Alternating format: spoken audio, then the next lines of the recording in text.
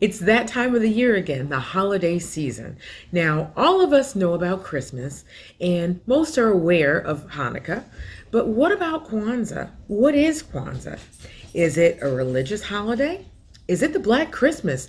Is it a made up holiday? Well, let's get into it. This is the Nguzu Saba 365.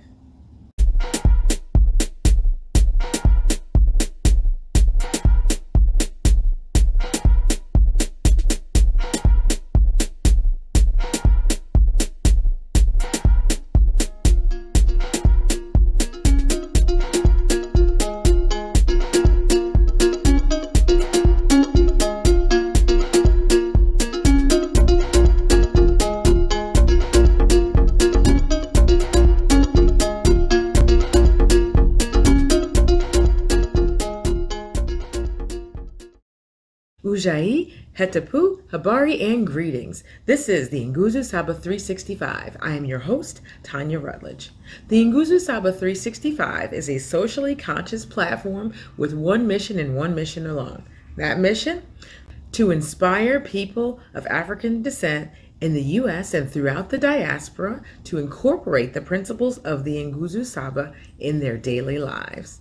Through education about the principles and their importance, by providing real-life examples of the principles in practice and particularly exemplified in practice, and by sharing concrete ways that each one of us can put the principles into practice today. In this three-part series, we will explore Kwanzaa. How is it founded? How is it celebrated? And is Kwanzaa beneficial to people of African descent in the present day? Let's get into it. So without further ado, what is the story of Kwanzaa?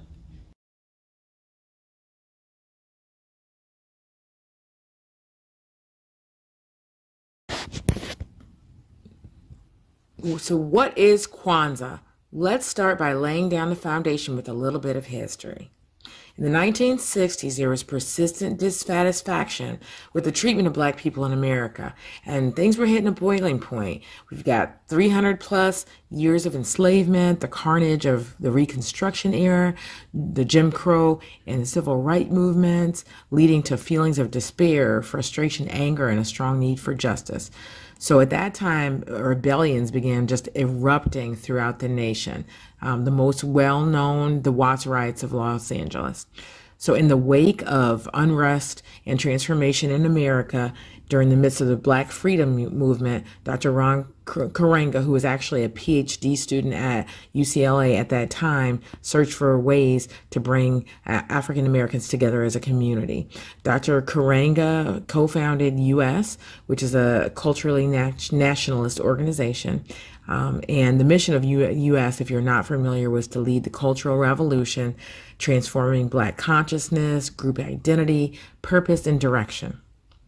Karenga also began to research African first fruit harvest celebrations. The first fruit celebrations were noted throughout African history as far back as Egypt and Nubia, and even in classical African civilizations such as the Yoruba and the Ashanti.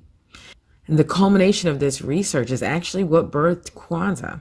And Kwanzaa was built on 5 fundamental activities of first fruits celebration in the continent. And that was ingathering, reverence, commemoration, recommitment, and celebration.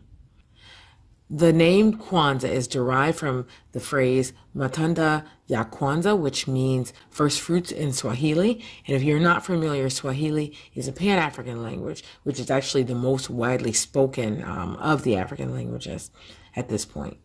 And Kwanzaa is celebrated from December 26th through January 1st. Now, this date is not coincidental. So this date was actually established between Christmas and New Year originally because Black people were already celebrating, and the founder intended it to be almost an alternative to Christmas for Black people. But over time, it was obvious that people of African descent did not want to give up their Christmas. So the intent became no longer that it would replace any religious holiday. It was simply a cultural holiday that stood alone regardless of the religious beliefs of the people who celebrated it. Now, at the time of its inception, it was celebrated only by hundreds, but its founder and the U.S. organization forged a campaign to spread the word and increase understanding of the holiday and its involvement over time. So by the 80s and the 90s, Kwanzaa skyrocketed. It went from being observed by hundreds in its inception to over 10 million in the U.S. In its history, mainstream media and business has attempted to capitalize on the groundswell of popularity, just as it had with Christmas. However, this was not the vision of Kwanzaa. If you see there is a Kwanzaa sale at Burger King and you can get a crown with a Kinara to build business in Burger King, that is not the intention of the holiday. Now, maybe you could argue if it was a Black-owned Burger King, that works, but let's just say it doesn't.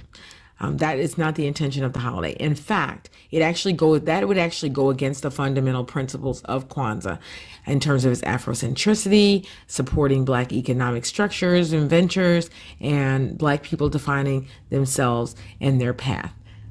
So when you look at Kwanzaa celebrations around you, really think about that, because I'm not saying that Toyota can't sponsor a Kwanzaa celebration. I'm not saying that. I'm saying there is a difference between Toyota putting money in to sponsor something and we are striking a deal with them that is beneficial to us versus Toyota having a commercial and integrating Kwanzaa into it so that we can buy Toyota's product, which is not actually going to benefit us. I hope that that's clear. So thankfully, this trend did take a downturn, and Kwanzaa was really kept to circles of people of African descent. And Kwanzaa was really kept to circles of people of African descent with a common mission to reconnect with their original and stolen culture and its holistic principles. So that is just an overview. There is way more information out there about Kwanzaa. I wanted to make sure we kept this short and sweet, so I didn't bore you. I kept your attention and got you thirsty for more. There are tons of books out there. There are videos. You can go to the official Kwanzaa website so that you understand what principally the founders had in mind when they orchestrated the holiday, because there really is more to know about it. But let's stop there, and we'll pick up in part 2 of this series, which is how is Kwanzaa celebrated?